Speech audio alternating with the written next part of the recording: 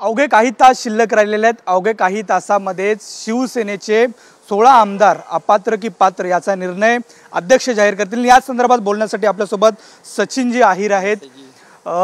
Countdown सुरू झालेला आहे। पाहायला गेलं मोठी लढाई सुरू आहे। काय वाटतं आजचा निर्णय, आजचा रिझल्ट कशा पद्धतीने?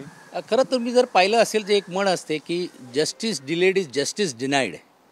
खरं तर खूप अगोदरच अपेक्षित होतं आणि मी यासाठी त्याचा साक्षीदार आहे की अरुणभाई गुजरातींच्या ज्यावेळी मी प्रतोद म्हणून हा प्रस्ताव टावला होता, अवघ्या काही महिन्यामध्ये त्यांनी निर्णय घेतला होता। एवढं विलंब लावण्याची काही गरज नव्हती। ठीक आहे, झालं पण उशिरा का होईना आज तो निर्णय होतोय। खूप बारकाईने या विषयावर सर्व आमचे नाही, तमाम जनतेचं नाही तर या महाराष्ट्रातल्या जनतेचं नाही तर देशातल्या जनतेचं आणि राजकीय विश्लेषणाचं पण याच्यावरती लक्ष राहणार आहे। कारण घटनात्मक एक नवीन पेच जर निर्णय अयोग्य जर झाला तर निर्माण होऊ नये। कारण आपण पाहिलं असेल की सर्वोच्च न्यायालयाने जे निकष काढलेले म्हणजे अप्रत्यक्षतेने निर्णयच दिलेले आहे, त्याला शिक्कामोर्तब करायचं म्हणजे थोडक्यात फिल इन द ब्लँक्स असं म्हटलं तर अयोग्य होणार नाही। पण आता माननीय अध्यक्ष कॉसो ज्युडिशियल त्यांच्याकडे अधिकार आहे, ते काय व्ह्यू घेत आहेत, ते काय करतायत नाही करतायत या सर्व गोष्टीवरती होईल। निर्णय आमच्या बाजूने लागला तर नक्की स्वागत करू, कारण हा निर्णय हे व्यक्तीचा नसेल पण घटनात्मक ज्या 10th शेड्यूलमध्ये आपण जी तरतूद केलेली आहे त्याला वाचवण्यासाठी आणि कुठच्याही लोकप्रतिनिधी कुठच्याही राजकीय पक्षाचा असला तरी देखील त्याची एवढी मजल होऊ नये की सरकारमध्ये यायचं असेल तर आम्ही पाहिजे ते करू शकतो। त्यातून ह्या निर्णयाकडे आम्ही अपेक्षित पाहतोय।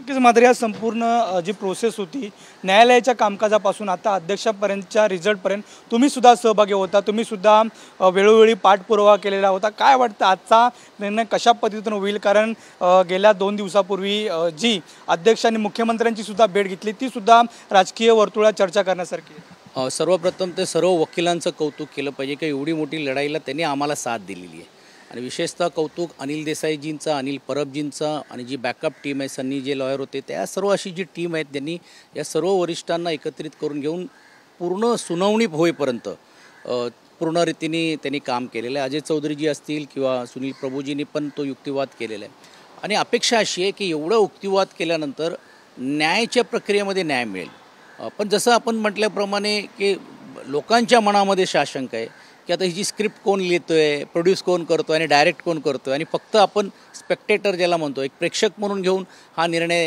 होऊ नये अशीतली अपेक्षा आहे। आणि विशेषतः या राज्यावरती कलंक लागू नये, कारण शेवटी कुठच्याही माननीय अध्यक्ष एका राज्याचा निर्णय घेत असताना ते संपूर्ण राज्याला प्रतिनिधित्व करतायत। जर निर्णय अयोग्य लागला तर मग नाईलाजाने आम्हाला सर्वोच्च न्यायालयाचे दरवाजे आमच्याकडे उघडेत। म्हणजे हे जर तुमच्या विरोधात गेला निर्णय तर तुम्ही सर्वोच्च न्यायालय आज आम्ही यासाठी ते बोलत नाही कारण निर्णय अजून अपेक्षित आहे।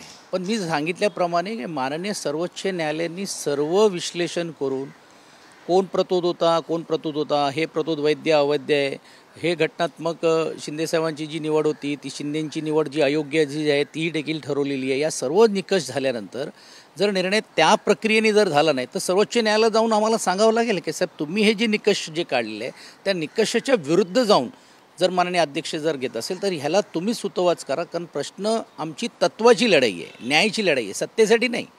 एवढे आमदार गेल्यानंतर ती काय परत अपात्र झाल्यानंतर परत सत्ता पडेल असं नाही। आता तर दुसऱ्याही ज्यांच्यावरती ते टीका करत आरोप करते तोही गट घेण्याचं काम त्यांनी केलेलं आहे। तुम्ही विचार करा की एक कुटुंब तोडून 2 पक्ष तोडून सत्तेचं सत्तेकरण झालेलं आहे।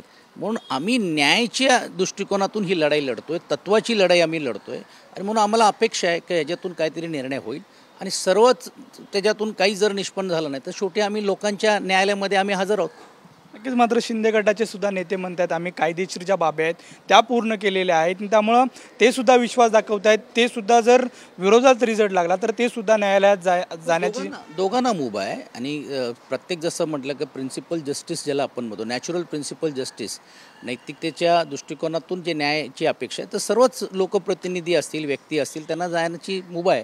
पण सर्वोच्च न्यायालयाने एवढी मोठी एक्सरसाइज केल्यानंतर हे आता आपण जे पाहिलं आणि मला निश्चितपणे खात्री आहे की निर्णय लागेल। पण जर झालं नाही, घटनेच्या बाहेर जाऊन निर्णय जर झालं तर एक नक्की आहे की प्रक्षोभ वाढेल, लोकांमध्ये अविश्वास वाढेल। पण एक दुसरी बाजू पण अशी आहे की एक नवीन नैसर्गिक लाट, विचाराची लाट ही लोकांमध्ये निश्चितपणे आणि जे अन्यायाची भावना आहे ही तयार झाल्याशिवाय राहणार नाही। नक्कीच हाच प्रश्न होता। जर निकाल तुमच्या बाजूनं लागला नाही तर कुठेतरी येणाऱ्या निवडणुकांवरती याचा परिणाम पडेल। सहानुभूती जी आहे ती अजून उद्धव ठाकरे यांच्या बाजूने उभी राहील असे सुद्धा बोललं जाते।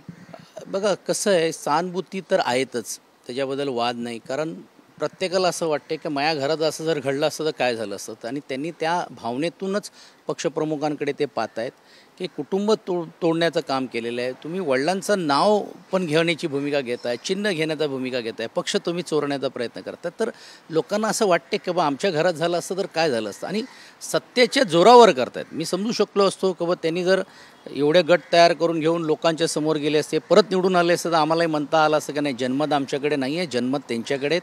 खरोखरच ते त्या विचाराला पात्र ठरत आहेत आणि त्यातून लोक त्याला साथ देत आहेत. पण तसं घडलेलं नाही आहे, आणि म्हणून सहानुभूती ही नक्कीच राहणार आहेत. आम्ही जी लढाई लढतो आहे ही लक्षात ठेवा. परत एकदा मी आपल्या चॅनलच्या माध्यमातून, आम्ही सत्तेसाठी लढाई लढत नाही आहोत, तत्त्वाची लढाई लढतो आहे. आणि ही लढाईची जिद्द करण्याचं काम उद्धव बाळासाहेब ठाकरेमध्येच हिंमत आहे, आणि ते केलेलं आहे. एवढ्या अडचणी असताना, एवढ्या यंत्रणाचा वापर गैरवापर करत असताना पण ते आज ताठ मानेने ही लढाई लढतायत, लोकांच्या जोरावरती लढतायत. कारण जर अशा उघड्या डोळ्यांनी सर्व गोष्टी होत आहेत पाहायला मिळालं, मग आपण परमपूज्य भारतरत्न डॉक्टर बाबासाहेबांची घटना, आपण मग हिंदुत्वाचा विचार, मग या सर्व गोष्टी जी आहेत हे कुठे होणार आहेत. आणि लोकशाही जर टिकवायची असेल तर कोणीतरी ह्याचा पुढाकार घ्यायला पाहिजे. आणि ते पुढाकार एवढी मोठी न्यायालयीन फौज उभी करून, एवढी मोठी एक संघर्ष उभी करून, लोकांना एकत्रित करून, एवढ्या ॲफिडेविट सर्व करून ही जी लढाई लढतात ही काही सोपी लढाई नाही आहे, रोजची लढाई आहे, एक एक दिवसाची लढाई आहे. आणि म्हणून कौतुक आमच्या टीमचा, अनिल परबजी असतील, अनिल देसाईजी असतील, यांचा मनापासून कौतुक केलं पाहिजे की या सर्वांनी सक्षम रीतीने ही फाईट देण्याचं काम केलेलं आहे किंवा लढाई लढण्याचं काम केलेलं आहे. नक्कीच शुभेच्छा तुम्हाला. पाहायला गेलं तर काउंटडाऊन सुरू झालेला अवघ्या काही तासामध्ये निकाल जाहीर होईल. मात्र निकाल ही जी लढाई आहे ही सत्तेसाठी नाही, ही तत्वांची लढाई आहे, आणि त्यासाठी उद्धव ठाकरे हे ठामपणे उभे आहेत असं एकंदरीत मत. आणि जो निकाल आहे तो आमच्या बाजूनच लागेल असा ठाम विश्वास सचिन अहिरजी यांनी दाखवलेला आपल्याला पाहायला मिळतोय. व्हिडिओ जर्नलिस्ट सिद्धेश नाईकसह नंदकिशोर गावडे, TV9 मराठी, मुंबई.